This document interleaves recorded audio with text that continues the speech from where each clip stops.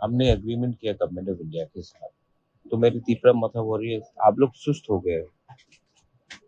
हमारे गांव में पानी नहीं है, हमारे लोगों को बिजली नहीं मिल रहा है, क्योंकि हमारे पास दो लोग मिनिस्टर बन गए हैं। तो क्या हम लोग क्या अपने लोगों के बारे में बात नहीं करेंगे? सिर्फ मिनिस्टर को ही बात करना है? मैं अपने पूरे वॉरियर्स को, तीपरा मथा के वॉरियर्स को, वाईटीएफ के वॉरियर्स को अभी बोलना चाहता हूँ, जहां जहां में प्रॉब्लम है आप लोग जाके मिलिए और जाकर अपने लोकल ब्लॉक लेवल में, डिस्ट्रिक्ट लेवल पे डेपुटेशन दीजिए। हमें पब्लिक ने चुना है अपने लोगों का बुकुंग का तीपरा साकार बात करने के लिए। तो हमको बात करना पड़ेगा, अपने लोगों को अधिकार देना पड़ेगा। रहा बात सीए का, मेरा पोजीशन वही है कि एडीसी एरिया त्रिपुरा ने बहुत इलीगल इमिग्रेंट्स को लिया है, और गवर्नमेंट ऑफ इंडिया का कानून कहता है कि एडीसी एरिया में एक भी इलीगल इमिग्रेंट को जो सीए से आया है उनको हम जगह नहीं देते। ये मेरा पोजीशन है, ये पोजीशन था, है और रहेगा। और गवर्नमेंट ऑफ इंडिया ने भी एक आश्वासन दिया है, कमिटमेंट दिया है हमें कि एडीसी एरियाज में, 6 शेड्यूल एरिया में सिटीजनशिप अमेंडमेंट एक्ट लागू नहीं होगा।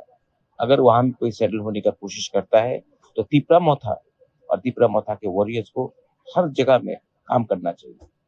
आपको भूलना मत, आप प्लीज मत भूलिए कि आपको हमारे तिपरासा, गरीब तिपरासा ने एक जगह दिया है और पावर में हमने अग्रीमेंट किया है। इसका ये मतलब नहीं है कि हम चुप बैठेंगे।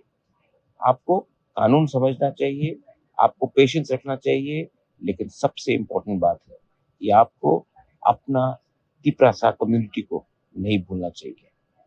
हम लोग ईडीसी एरिया में इलीगल इमिग्रेंट्स को आने नहीं देंगे, और अगर सीए में कोई आता है तो उनको जनरल एरिया में रहने दीजिए। लेकिन जैसा गवर्नमेंट ऑफ इंडिया ने अपने कॉन्स्टिट्यूशन में लिखा है, citizenship amendment act will not be implemented in 6 schedule areas which is the टीटीएएडीसी।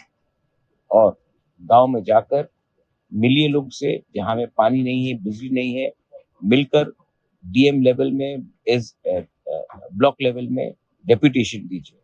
आपका काम है अपने लोगों के लिए बात करने के लिए। दिस इज बुबाकर, मिलाई मोहम्मद।